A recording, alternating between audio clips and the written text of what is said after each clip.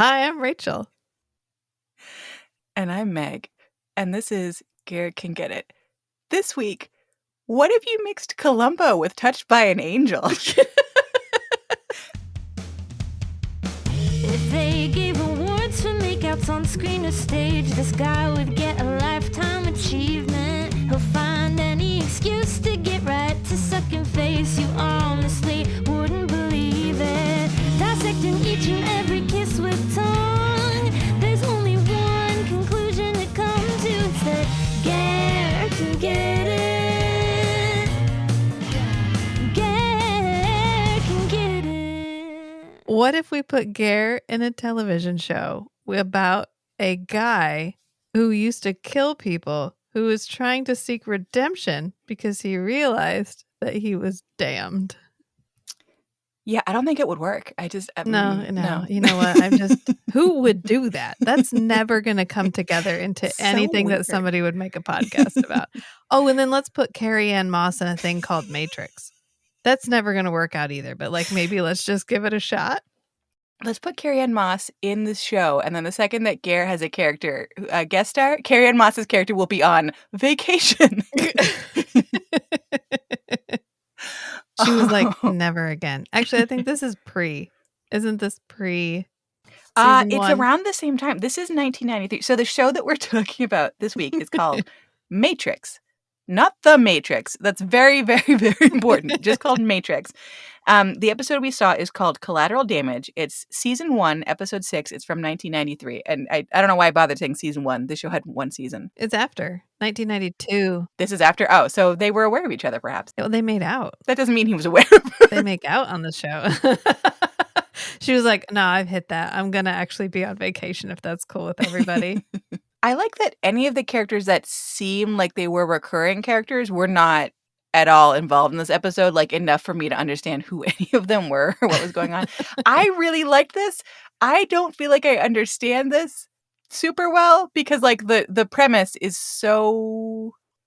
I mean, Columbo Touched by an Angel is kind of as close as I think we're gonna get. But essentially, it's one of those shows which I love. I miss this from the 90s so much, where you would have a TV show where the opening credits were like a minute and a half long of just dialogue, of just someone being like, okay, here's the backstory. I'm going to tell you a whole thing. Usually only season 1. That's what I always liked about it. Season 1 would be like, let me tell you all about what this show is about. And then the next season would be like, hope you watch season 1. Best of luck. Good luck, bitch, strap in. Well, this show never made it to season 2. And this is sort of the bookend to last week's episode, The Hidden Room. Both of these shows are kind of like apocryphal internet ghost TV shows where people are aware of them, but where you can't find any clips. There are no DVDs, there's no VHS. Although we looked at with Matrix a little bit actually, because there's the episode that we have, which is on the VHS tape that we got from the Garrett Wynn-Davies fan club, which thank you again. But then there's a second episode that I found online. It's season 1, episode 10, I think, with, it's not Diane Wiest. Oh my God. There was like some actress that somebody liked, and so that's why they had saved that episode and they like put it up on, it's not Vimeo, but it's like one of those like Vimeo clones out of like South Korea. There are quite a few actors I would not have expected to be in this. I was looking at the IMDb. That's what I was just looking at now. Mm-hmm. Yannick Besson was in an episode of this. Shut up. What? Yep. Which episode? Was it episode 10? Because that's the only other one I can get. That's the only other one that exists on the internet. Please let it be one of the two. Let's see. This is important breaking news. I had no idea. And apparently they quote it in an episode of The Equalizer, the TV show. They give the opening monologue verbatim, where she talks about how there's an assassin who got killed, and he realized that he ended up waking up beside a lake of fire surrounded by all the people he'd ever killed, which is what happens at the beginning. Like, I was gonna say, that's the exact opening credits. This is so fucking metal, by the way. I would have totally watched this show. Right?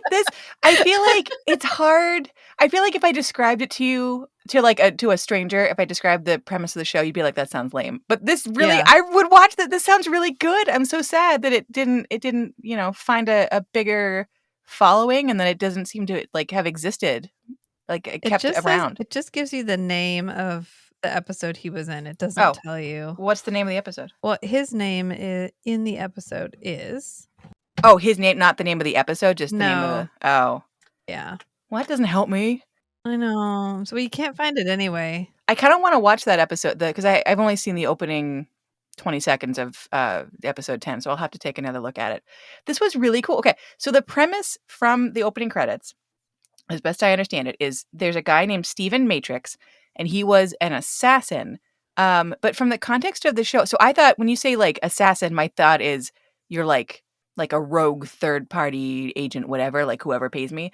But in the context of the show, it seems like he's done a lot of work for the American government, which is kind of an interesting, fun little like twist on that premise. But he was an assassin. He was killed briefly. He ends up in the city in between, which, okay, the first time I saw this, I thought that what they said in the opening credits was that the city in between has a population, and half the population were angels and the other half were demons. When I watched it again, it appears from the opening credits that what they're saying is the people who live in the in between are themselves half angel, half demon, like hybrid things. Or is that what you got from it? Like in purgatory. Yeah. Well, I mean, I think it is purgatory. It's just weird for me to think of like, I thought purgatory...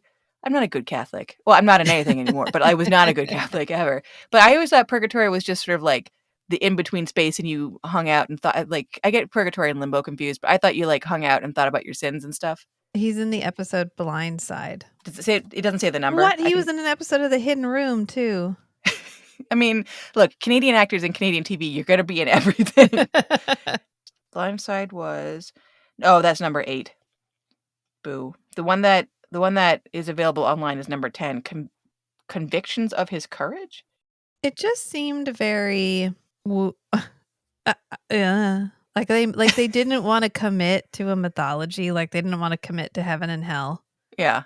So they were like, I don't know, everybody here is working their shit out. Okay, we're all working our shit out.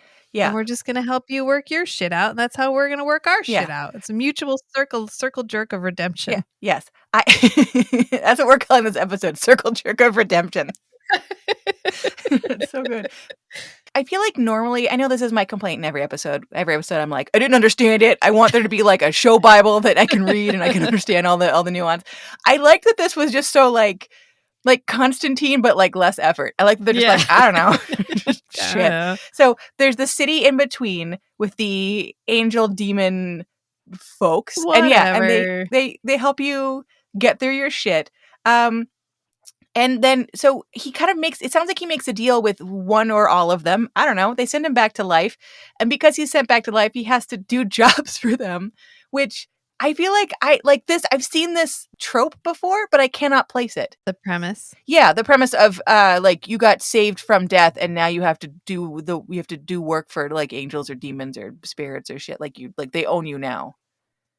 Do you know what I mean? Yeah. It sounds so familiar to me, and I'm trying to like place it in my head and I can't. But maybe it's one of those things that is so prevalent everywhere that it's hard for me to like pick out one. But so he gets sent back to life. He's alive now. I guess he wasn't dead long enough for anybody to notice. And then he has to do jobs for the folks who are from the city in between. And I love that he even complains at the beginning. He's like, you guys, you're making a big song and dance out of this. You could just call me. You just call me on the phone and like whatever spiritual woo-woo bullshit you need me to do, like I will do that. That's fine. I'm real cool about this. And they're like, now what we're going to do instead is we're going to, you're just going to open doors sometimes and you're going to think you're going to like the toilet or you think you're walking down the hall to like your office. Bam, you're in the city in between. And then and then we're going to throw you back out again. You're just going to be really disoriented.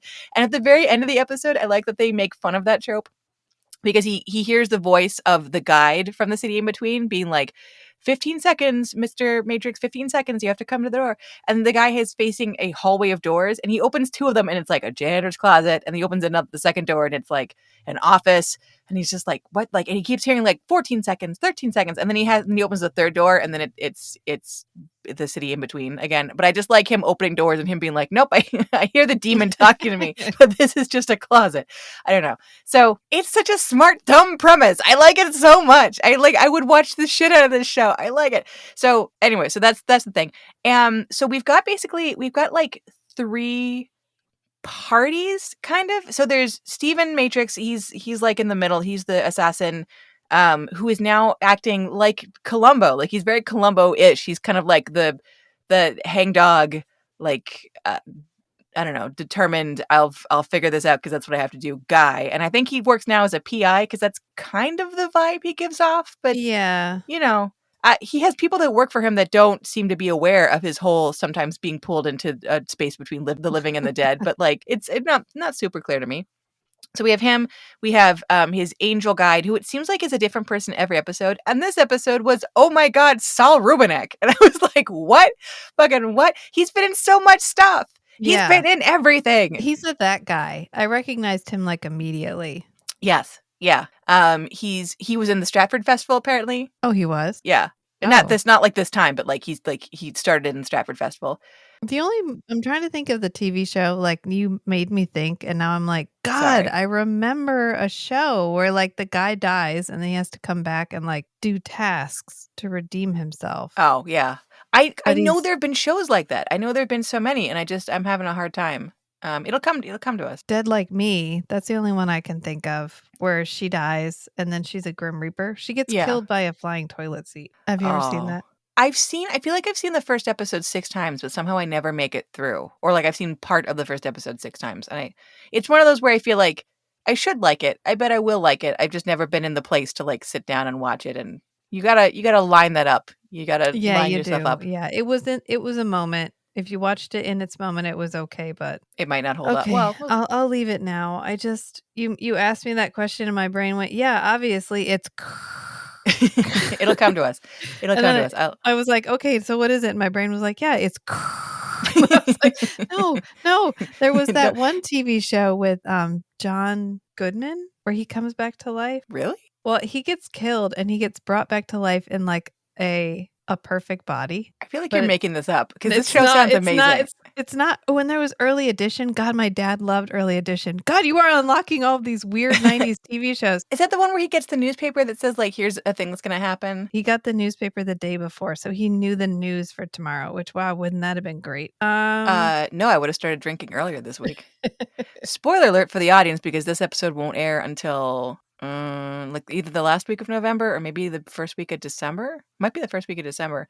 But in real time, the election just happened, and I don't know if you got the sense from listening to us who Rachel and I voted for, but it wasn't the big orange dictator, and I Yeah. think we're both having a little bit of a hard time. And as I'm a naturalized citizen, the thought that the Gestapo might be after me has crossed my mind a couple Yeah. of times. So that's where Correct. we are emotionally right now. So we're doing the best we can to get through this episode. But if we're less than perky, perhaps that is why. So we're going to try. But, I lost my train of thought. I'm sorry. I distracted you with all of my, oh, and then there was this show that he was in. No, it happens. That is your role in this podcast, as we've Yes, established. it is actually. Yeah. But so Saul Rubinek was in this, but it seems like the guide is maybe a different person every episode. Like there's a different person giving him a different task every episode, and then that task is done, and then I guess they fuck off to back to their lives in the city in between. I don't know. It doesn't matter. It's fine. So, but he was in Frasier. He's been in like 100 things. He's been in so much. So I enjoyed Now seeing and him. Again. It was called Now and Again. Which The one with John Goodman. I'm sorry. I had to, no, that's good. yeah. I love John Goodman. I didn't know. He seems like the world's best person. When my mom used to when she worked in customs, like before I was born, I remember her saying that she met John Goodman when he was, because you're in Toronto, they film in Toronto, so there's always Yeah. actors coming through. And I don't remember any of the details. I just remember her being like, "Yes, John Goodman was a very nice man," and I'm like, "All right." So I just Yeah, he dies in a subway accident, and then they bring him back as the other guy, and then he can't go contact his family, but it's one of those like, but I really want to contact my family, and they're like, but you can't. So a vampire show, because that sounds like every vampire show. Okay, we're back. I'm sorry. No, But that's something fine. about obscure 90s TV shows, my brain went whoop, whoop, whoop. Here's a million Weird. one season 90s TV shows. Just One last question: if it's the other guy's body, do you ever see John Goodman? he's the narrator. He does the voiceover. He's like the voice in the guy's head. That seems like such an underuse of John Goodman. I mean, I love him when he does narration. He's got a very powerful, interesting voice. But Yeah. like, I want John Goodman. Like, I'm not paying for half a John Goodman. I want a full John Maybe Goodman. that's why they canceled it after one season. Maybe they were like, "Oh, is John Goodman in this?" Yeah. Do you ever get to see him? No. The fuck is this? I'm Yeah. not watching this shit. You get to hear him. It's fine. I mean, it's like James Earl Jones. Do you know what I mean? Yeah. Like, but yeah. He needed to be in more stuff. But anyway, I kind of had PTSD when the show started and Ger was in a fighter jet. I was like, I'm so sorry. Airwolf? I tricked you. It's Airwolf season 5. No, You didn't know there was one. God. I was like, is this another fighter pilot show? It's weird that happened twice. He probably stole all the fucking props from Airwolf. He's like, you want fighter pilot? No, I got that in my closet. Yeah, One okay. second. Clown, pimp, fighter pilot. Here we go. Also, the second thing where he has PTSD and it leads him to wander about. Because Yes, yeah. Yeah. This did feel very much like Lawrence from what is the Kung Fu, the Legend. yeah, Kung Continues. Fu the Legend Continues. Yeah. Yeah, so this episode starts with a memory. We don't realize it's a memory because we're kind of plopped right into it. It starts with a memory of an attack by a squadron of fighter pilots. So they're the Black Dog Squadron. Hoorah. And they attack an unarmed civilian convoy. They blow it to smithereens. Everybody dies. And then we have Ger waking up, but he has been like sleepwalking. He's in the streets in his gym jams because the man sleeps in full gym jams. We're aware of that. So he's like disoriented. And when it first started, he was so disoriented looking that my thought was, oh no, this is going to be another Lawrence from Kung Fu where he is, so we're supposed to be PTSD, but they're playing it like, like brain damage. And so I was like, I can't handle another one of those. That's too much. But thankfully in this, it literally is just him being pulled out of a dream so quickly that he doesn't understand where he is or what's going on, and there's like cars coming at him, and so he's like disoriented because it was a disorienting experience. And I'm like, thank God that this is not going to continue into something so much worse. But yeah, so Ger plays a character called Captain Tom Reeves, and he is the squadron leader of the Black Dog Squadron. Naturally, Did obviously. they find him in a tent in the woods? Was he holding a book and he was like, sorry, I'm all booked? That's who this character would be. This character definitely feels like what happens after like too many Airwolf shenanigans. Yeah. Like you get that full body PTSD and you're just like, I can't anymore, and you wander into traffic in your gym jams. Like I think this is that character, but like 10 years later. So we end up finding out that there is an inquiry. Wow, an inquiry. Do us. This is the week we've had. It's fine. Go with it, Meg. I know. Inquiry sounds right. I'm trying. You may want to start sounding a little bit more American, though. Hello, y'all. I would like to buy a gun at my beer store, please. one gun and beer combo. Of course, please. I want cigarettes with that.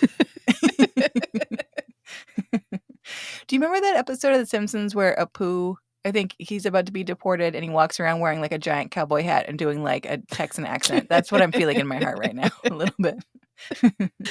But I don't know how to do it. Like I can't do accents like you do. I have Russian and then I have French, which sounds Russian. Like I have one and a half. That's all that comes out of me. It's not good. When the federal immigration police come and tear up my naturalization paperwork because it won't mean anything in the Trump years. I won't even be able to pretend. Anyways, on that dark note. So, anyways, they're coming for us.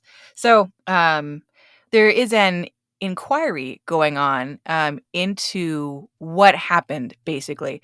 So, the target that Ger's character fired on was not even in the quadrant to which he had been assigned. And so they're trying to figure out, they're basically accusing Ger's character of having made a mistake.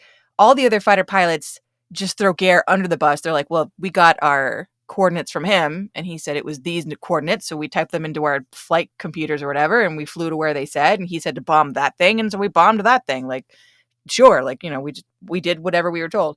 So it will turn out that the major who is like one step above Ger's character, when he got the coordinates himself from the guy who, I don't know, gives coordinates, it's not really clear to me who that guy is, but like when he gets it from one level up above him, he is writing the numbers down so quickly that when he writes quickly, he puts 5s where you should put 8s, or 8s where you should put 5s. I'm like, that's a weird tick that you have when your job is to be writing numbers down correctly. But like, okay, sure. It was such a weird thing because it wasn't even like when I write my numbers quickly, my 5s look like 8s and my 8s look like 5s, because I could see that.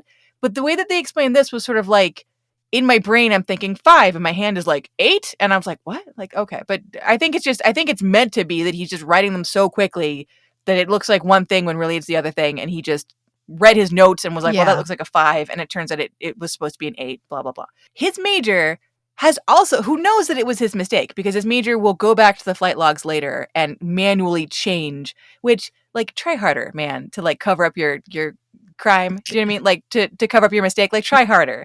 Because it's literally like a handwritten book with like a different color pen on top that's like, no, it's an 8. No one will ever know. And I was like, I know this was the 90s and it had to be legible like on a CRT TV, but like, Jesus Christ. We will find out that the Major Stryker, is the one who made the mistake.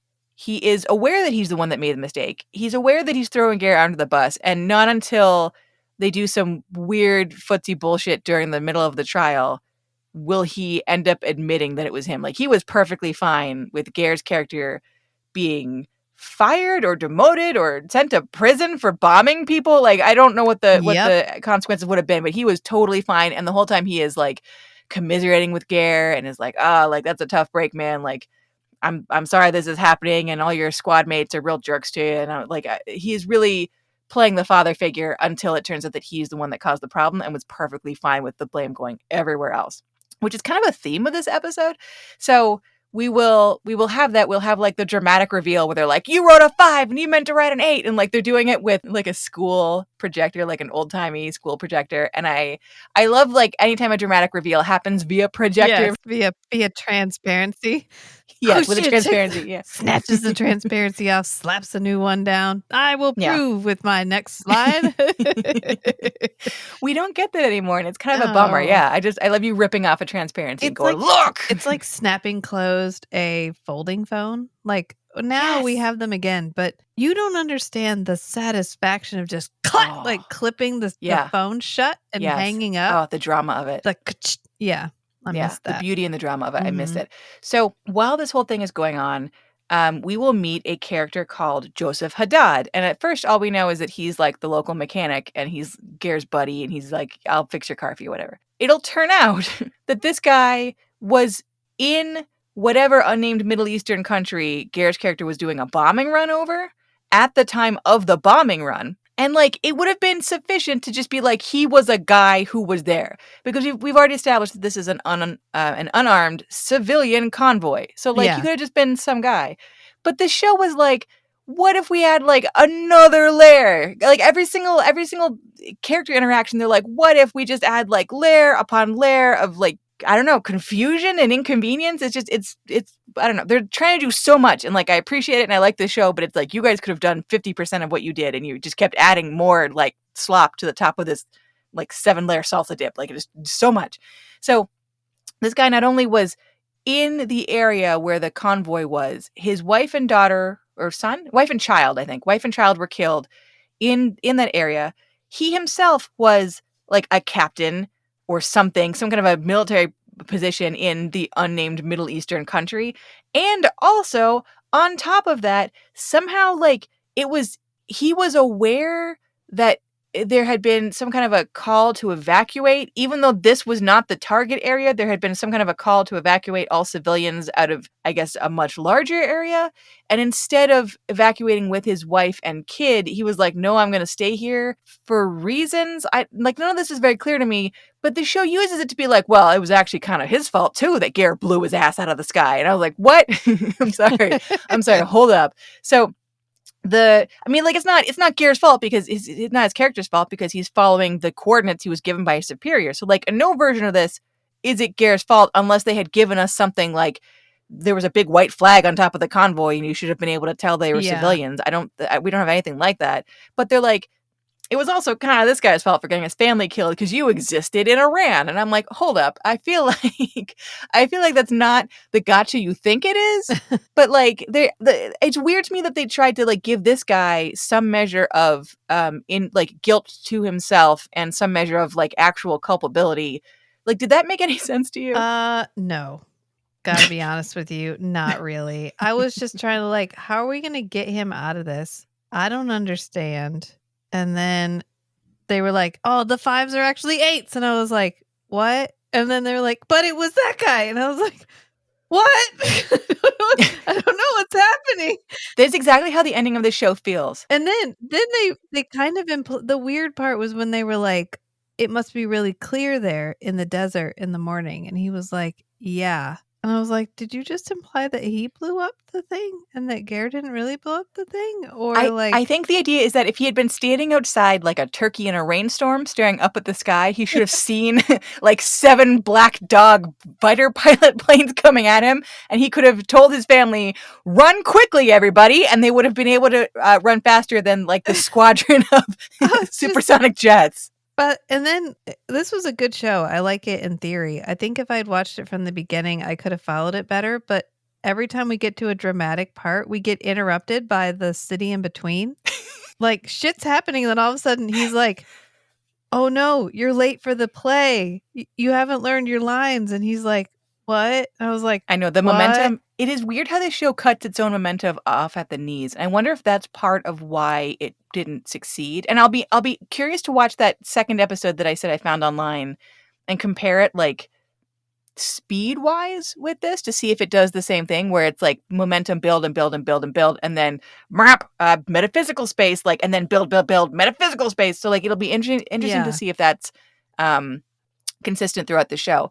But yeah, I thought like the stuff on the real plane of existence, they just kept like one-upping themselves, and I was like, you could have literally just you could. I thought it would have been really interesting if it turned out that it was Ger's character's fault. Like that would have been like, I know that's too much to ask for a 90s everyone show. ends up shitty because then Ger's whole family almost gets killed. Yes. And then that guy like threatens somebody in the courtroom. And then the other guy, the like handler, the dude that he keeps contacting, who sounded like the FBI-ish guy. Yeah. He sounded like the narrator from Unsolved Mysteries, but it wasn't him.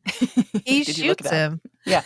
Which was so shitty. And then he's like, "You shot him." And then he ends up going to the city on the other side, and the guy's like, "Yeah, but that's another play. That's not your play. Like your play for this one was forgiveness, and you already knew you need to memorize your lines or whatever." And then he walks out to applause, and it pans out, and there's nobody in the theater, and that's the end of the episode. And I was like, "Wait, this was so weird. I want more. I want every episode of this show because it was so insane." But yeah, so what happened? So the on the earthly side, so we've got the inquiry. It turns out that it was not Ger's fault. It was Ger's boss's fault. Ger's boss was willing to let him like go down for this. We have Joseph Haddad, the military guy from, it doesn't matter, the Middle East, because they give some place names, and then every time I looked up any place name that anyone gave me in this, it came up with nothing. It's not a real, nothing is real, but generic Middle East. He comes in. He will grab, it's Ger's wife, right? Yeah, he grabs Ger's wife and is like, "I'm going to shoot her. I'm going to kill her because you killed my family." And that's what makes Ger's boss be like, "No, actually, it was my fault." And then all of a sudden, Ger's shitty squad mates, with this entire time, were physically beating the shit out of him in a bar. Yes. Or like, "Well, it could have been my missiles that killed your family. You don't know if it was Ger's missiles." And the guy's like, "I don't actually give a shit. I lost one wife. Someone here is going to lose one wife. Like, I don't really care whose one wife it is." You know what I mean? Like, so he's standing there, and then they give you like almost a good resolution where the guy is like, "Yeah, like I guess it was sort of my fault too," which no, it's not, sir. Like in this one case, like you don't victim blame. No, don't point a gun at Mrs. Ger, Robin. But like in this case, you're not to blame for the Americans flying over your compound or house or whatever and blowing it to smithereens. Like that was not your fault. How come you didn't dodge the bomb? Yeah, I mean, come on. Yeah, it's got to fall from way far up. You should have had time to duck and dodge. I don't know. Like that was. It doesn't make any sense. It's so dumb. But I was like, okay, like whatever. If we're supposed to start from a place of this guy has some culpability too, like sure, all right, I will buy that for 1 second. So, but the guy, so this Haddad character, he gets to a place where he's like, "I blame myself," which that would have been fine that would have been fine the same way that the kid in Hidden Room blaming herself. Like, my mom died and like I'm really mad about it and like I'm thrashing at it. Like, no, it's nobody's fault, but like I'm mad at it. Like you could have had him be that. It's I mean, it's the one military guy's fault. Like, it's not my fault, but like I'm mad and I feel guilt. Like I should have saved you somehow. Somehow I have that like, magical thinking type guilt. Like that would have been fine. But instead they're like, no, actually he does have the magical power of dodging bullets and he just didn't use it.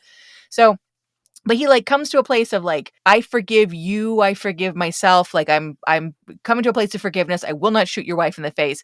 And then yeah, the rando FBI handler character is like, I see my move, like, and then blows the guy's brains out. And I was like, the fuck? And like the first time I watched this, I believed, because again, I thought that the Saul Rubinek character in The Other World, I thought he was an angel. So I thought that the counterpart to the angel was the FBI guy, and that the FBI guy was a devil. Because in the context of this episode, that guy acts very much like Yeah. a devil type character. And then when I watched it again, I was like, no, he's supposed to be just a human man who sucks. That's Yeah. he's not like ethereal in any way. He just sucks. Evil lives inside of all of us, I guess. I guess. That guy in particular. Yeah. But you were right that so that's the basic story of the on Earth part. And then every time the action gets like interesting, the show's like, what if, hear me out, we go to the city in between, and not just like, I don't know, a road in the city in between, or like, no, it's a theater. The theater.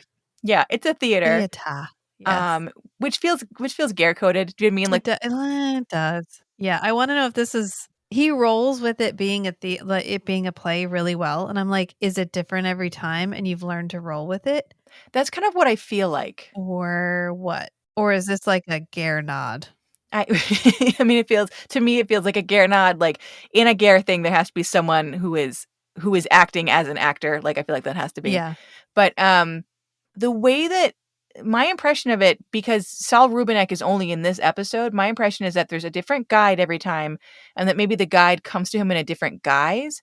Because there's that line of dialogue way at the beginning where the Matrix character is like, look, can you, like, every time it's so theatrical, every time you're like coming at me like in a different way with like a whole different bunch of props and shit, can you just call me? Here's my cell phone number. Just you call me and you tell me like, this guy, Tom Reeves, he needs you to help him prove he's innocent. And I'll be like, okay, man, cool. Where does Tom Reeves live? And then I will get in my car and drive there. And like, we don't have to do any of this like hocus pocus spooky bullshit. Like, you just give me an address, man, and I will go there. So I feel like every episode, maybe it's like a different hilarious like it's weird. It's so weird and so interesting because so when he goes to this other realm, to the city in between, in this one episode, the guide, whose name is Jeremy, is acting as the stage manager of a play. And so every time we go to the other world, the stage manager character is like dragging props. What? I figured it out. Have you ever seen this movie? No, what is the one I'm thinking about? Almost an Angel. I'm sorry. It was like eating at the back of my brain this entire time. It's like the only other Paul Hogan movie I think Paul Hogan, Crocodile Dundee. Yeah, Paul Hogan. And he is like a dude that almost gets killed or thinks he gets killed at the very beginning. And then he goes to heaven, and Charlton Heston is God. And he's like, I'm sorry, what? Gotta go back and fix it, fix your life, fix these things. So he goes back and he ends up doing a bunch of good deeds. That sounds so familiar. But like, I don't think I've seen this movie. I think this premise has just been used in a whole bunch of things, but like somehow none of them have been unique enough to stick out. It had its moment. Like, that's from 1990. That was a very of the moment. Like, you get to come back and you get to fix it. Yeah. Wasn't there one where it was like a remake of a movie from the 50s and the guy comes back, but like he has to come back in a different body? Yes. You know what I mean? Yeah. Oh, it's going to drive me nuts now. Great. Now I'm also going to be thinking about it. But yeah, I feel like the 90s were a time of angels. Like we were really, as a culture, into angels and like angel it's TV. Satanic Panic right about then. Yeah, that makes sense. It's like the pushback the other way. So the angel character in this, or I guess the half angel, half demon, which I don't understand. I don't know what that is. Like, is there... I went down such a rabbit hole. Anyways, so it's all coming back to me. The cat like entered your body. And you're like, anyways, this guy is a something or other. He's a not quite angel, not quite demon. He's got a job, and his job is to be the stage manager. So every time we go into the other world, he is they're on the stage together, and the guy is like dragging mannequins and shit around and like moving props. And I'm like, is that the stage manager's job? But sure, I don't know, whatever. So he's moving stuff around, and he gives the Stephen Matrix character some like pointers and some advice, and then he kicks him back through the door and sends him back into the real world where the momentum has totally stopped down to zero. But I liked it. Like, it was so weird. It was such a weird show. I feel like it's hard to describe it in any way that makes it sound like a fun thing to watch, but it's just bizarre. It's just kind of fun. He's like on a mission of redemption, like every vampire in every vampire TV show, which I appreciate. But not a vampire. Like, he's just a dude. No, he's just a guy that won't die. Took a lick and kept on ticking. I like it. I think I kind of wish maybe in some of the other episodes you get to spend more time in the city beyond, because it seems weird, or the city in between, I should say. It seems weird to have that as like a place that you can go to, but you can only be like inside buildings in like a theater that could be any high school gymnasium. Like, I just Yeah. like it missed opportunity. Yeah. Like, are there physical locations, or is it manifesting as that? Yeah, what actually is this place? Yeah.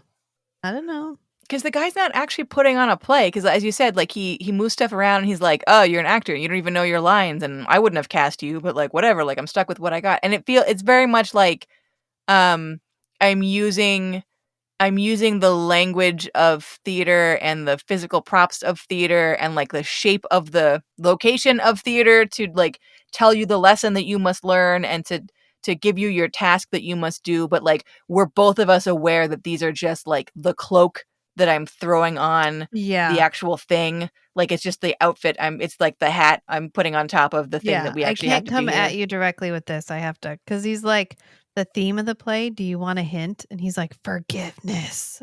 The guy's like, what? The director would get mad at me if he knew that I told you. And I'm like, is that God?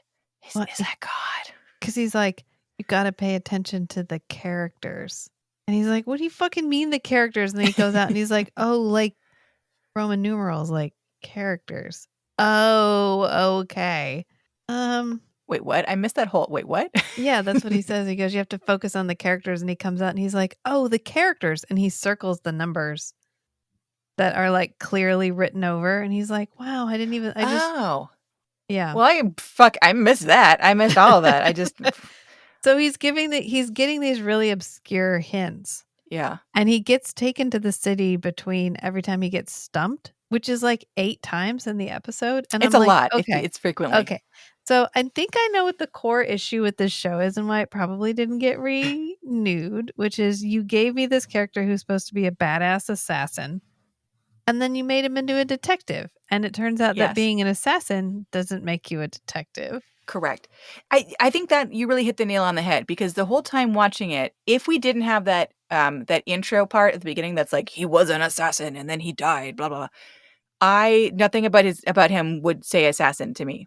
Because he very much is a Columbo type. He's like a dumpy middle-aged guy, and he's like a little sarcastic and a little grumpy, but he's not like honed assassin. Like, yeah, he just and like even when he talks to the FBI agent, to get, I keep saying FBI. I don't know what he's like, some government high up secret official. When he talks to that guy, he's like, hey, I need to get into this inquiry. Fuck it. I need to get into this inquiry. I can't say it the way I want to say it. It keeps coming out wrong. This inquiry. This inquiry. Fucking, I didn't have a list before I started this. When he talks to the FBI guy and he's like, I need to get into the inquiry. It's the PTSD brain damage. A little bit. I need to get into this inquiry, okay? So he's like, I need to get into this inquiry. And the FBI guy's like, well, it's closed. It's only for the Air Force guys, and you're not one of the Air Force guys, so you can't go in. And he's like, and the Matrix character's like, well, you know how you just said civilians are not allowed in? I think civilians probably also are not supposed to assassinate foreign members of parliament on behalf of the American government. And it would be a real shame if I told, I don't know, the New York Times or any newspaper. I think that would probably be bad for you. So maybe you find a fucking way to get me a pass. And it's like, even with the word, like with the words coming out of your mouth are, I was a secret covert assassin. Like the whole frame dialogue of all this, it feels very much more like I'm a schlubby private eye and I just have information. I just have some information that you don't want to get out there. And if something happens to me or if I don't get what I want, then this bad information gets out there. And so it would behoove you to do what I'm fucking asking you. So like the additional level of the thing that we don't want out is that I killed a guy for you. seems totally extraneous. And like none of this, like with Ger's character in Forever Night, he's a detective. He's a police detective now. And he is a good character and a noble character, but you never forget that he was a monster and that he still has the capability of snapping your neck from across the room without blinking. He could Yeah. if he wanted to. You never forget that he's a honed knife, that he's a dangerous character, even in moments of sweetness or him being super like sexual or whatever. Like you never, or him being like kind to anybody or compassionate. Like you never forget that he's dangerous. This character doesn't feel dangerous. Like nothing about it. I mean, he looks like he should be dangerous. He's got like kind of a hangdog mobster look, and he's got that kind of Roman haircut that guys had briefly in that period of time where it's like bangs, but they're way too short. Like, I don't know, ancient Roman baby bangs, basically. Yeah. And like his face reads as menacing, and like if you just saw a picture of him, you might get menacing from him, but then like you hear him talk and you see him act, and like nothing about that says assassin. They really could have just had it as like Private Eye who got killed on the job. Yeah. And like then brought back, The Crow. That's what I'm thinking of. Oh, yeah. See, there we go. Number of revelations we are having in this episode. They're just like boosh, just throwing them all together. How this is like every. That's why I like the show so much. I think because it's this one trope. I guess has been used in everything. Like this was the moment in the 90s. Was like you get to come back and make it right, or you get to come back and seek vengeance. However you want to do it, it's fine. Yeah, there was even a Crow TV show. Yeah, however you want to do it, but like there are people from the other side who are guiding you or pushing you, or they have their own interests. It sort of feels like like a political, like we had a lot of political spy dramas, but like one of the political parties who are pushing you, one of those parties is God. Yeah. Like it's this weird, I don't know why I find it so appealing that like God would have a bureaucracy. Like I like that as a concept so much. I liked it when it came up in Being Human UK. I like it in I like it in this, just or like the theory of it in this. I just like a room full of like people at desks who like can't escape that even after death. I don't know why it's just so funny to me. Yeah, I feel like I don't know what else to say about this show. Like he didn't get to do a lot. No, I mean, he got to be handsome, though. Angry. He got to be angry. Yeah, he got to be like peak 1992 Ger, like season 1 Ger. Wearing a military uniform, looking very sharp. He has a tie on. He's not evil, but he did bomb unarmed civilians. So I feel like the tie works for that. The first time we hear about him from the guide in the city in between, the guide is like, "Yeah, his name is Tom Reeves. That works for a real handsome guy." And I was like, "Check." Yeah, and he's in a theater poster when he first shows up. He is. Yeah. Oh, I like the characteristics. Like you don't expect them, even like even looking for them, you don't expect them, and they pop up like surprisingly. Yeah, you're like, "Oh, there you are." How is it that in everything you're in, somebody like directly calls you up for being handsome? That's weird. That's so weird that's... It's in his contract. That's how. Must be. Like, I know when Brad Pitt had a moment, he was like, in the 90s and the early 2000s, he was like the paragon of handsomeness. Like if you were thinking handsome actor, you would think Brad Pitt. I cannot think of a single Brad Pitt movie that I've ever seen where somebody said to him or about him, "This is a handsome man." And every single thing Gary is in, someone is like, "Look at that handsome guy, so handsome. Look at him handsomely walking down his handsome legs down these handsome stairs." Like I like it so much. It warms my heart because it's so stupid. It's so wonderful. They always hit on him, or they tell him he's hot, or How is that in every single thing that you've been in? Yeah. Like I think except for Hypercube maybe, but everything else, everyone's like, "Oh, look at that handsome man." Although Hypercube is really an outlier, I think. It really is just an outlier in general in his entire thing. I love how close he always gets. Like he works with Sandra Bullock. He's in the sequel to a good movie.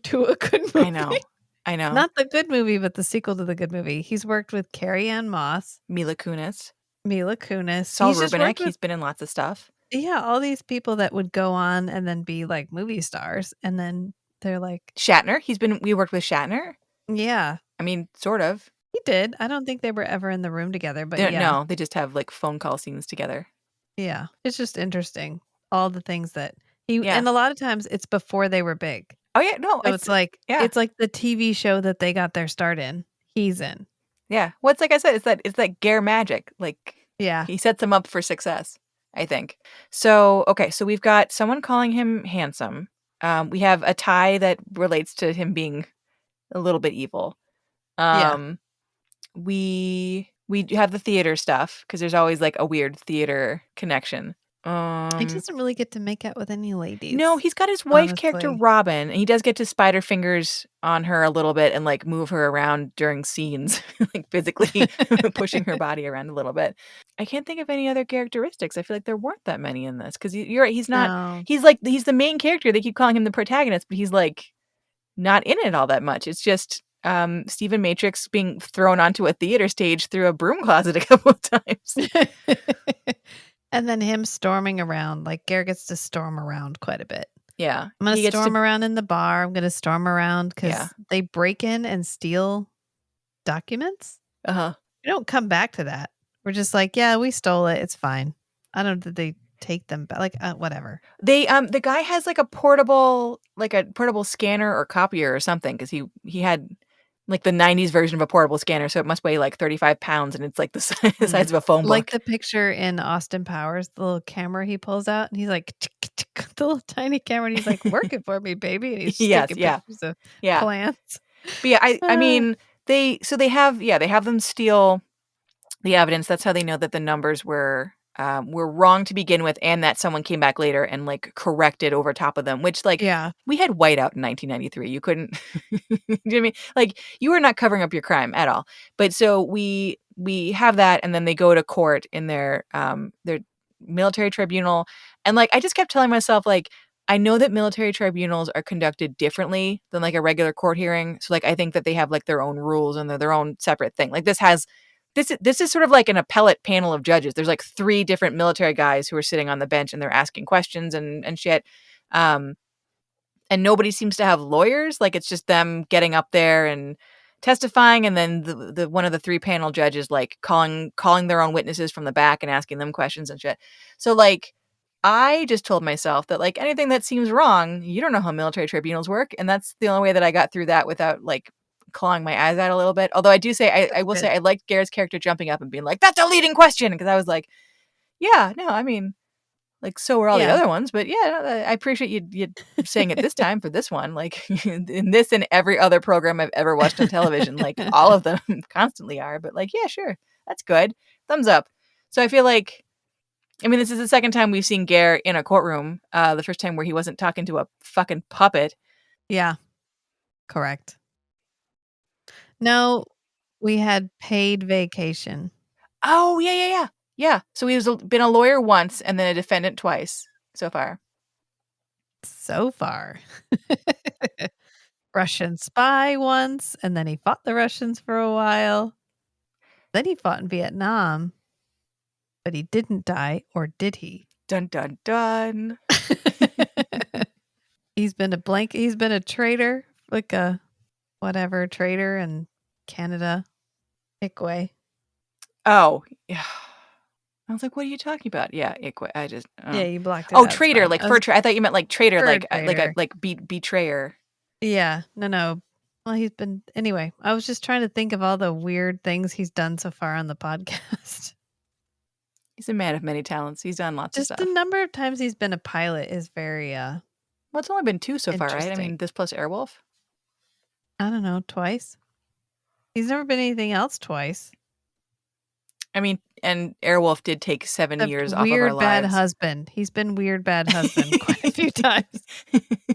If that's a character, that he's Yeah, not good father, but like aggressively sexual husband is a role that he has jumped into. With a weird mother-in-law. With weird mommy issues. Yeah. Ugh.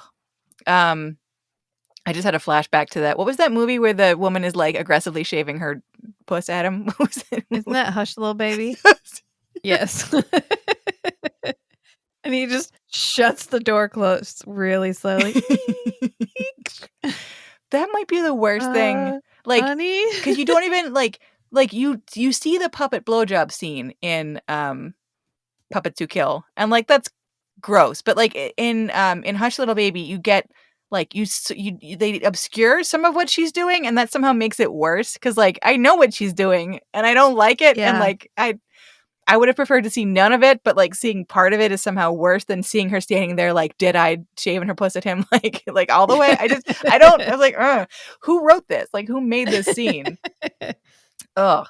Anyways, so that was a visceral flashback I just had. Thank you. Yeah, I feel like there's not that many. Like there are good characteristics, but there's like not that many. But and based on what we have learned, the fewer characteristics, the better the show. So I really liked this. This was so weird, and I feel like it should not have worked. And I get why the show was not renewed, but like I would definitely watch more episodes of this. This was more fun than I feel like if I said Touched by an Angel meets Constantine meets Columbo. I feel like that doesn't sound as much fun as this was, but it was like a little slow in the middle. I feel like it could have been like a 30-minute show instead of an hour-long show, but like I really liked. I like Saul Rubinek also. I feel like he's a good Law and Order actor, by which I mean he's good at like moving 17 things around in his hands while he talks at you over his shoulder. Like he's good at like that's his skill set. The requirements for Law and Order. Yes. Yeah. Like being like very busy while also giving you like exposition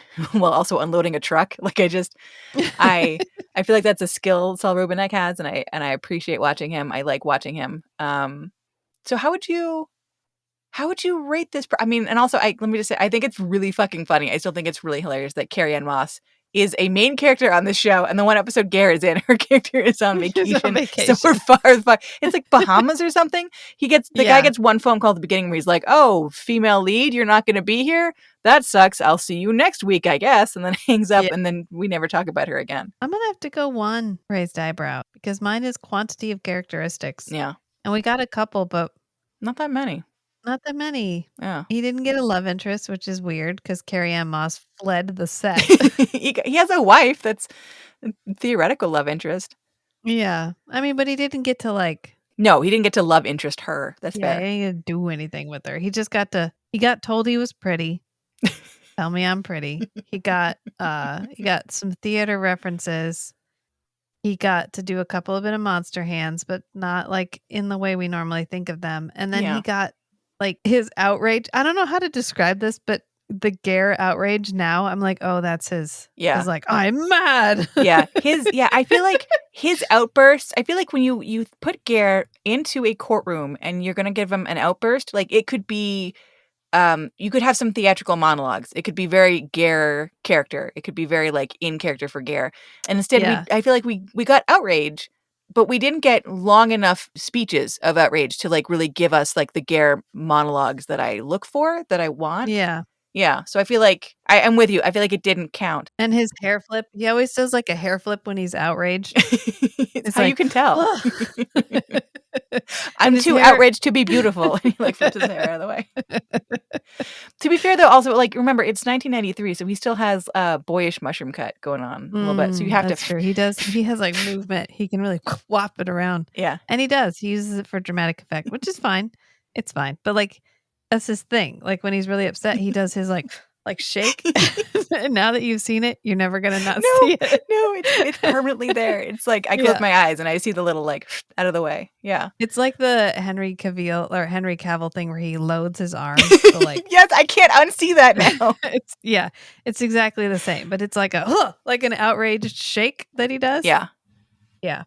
But that doesn't count as a characteristic. It's just like a thing. I'm still gonna have to go one. I think it counts as a baby characteristic, but I think on the whole, you're right. Like we got a couple, but not enough to like rate a 2 or higher.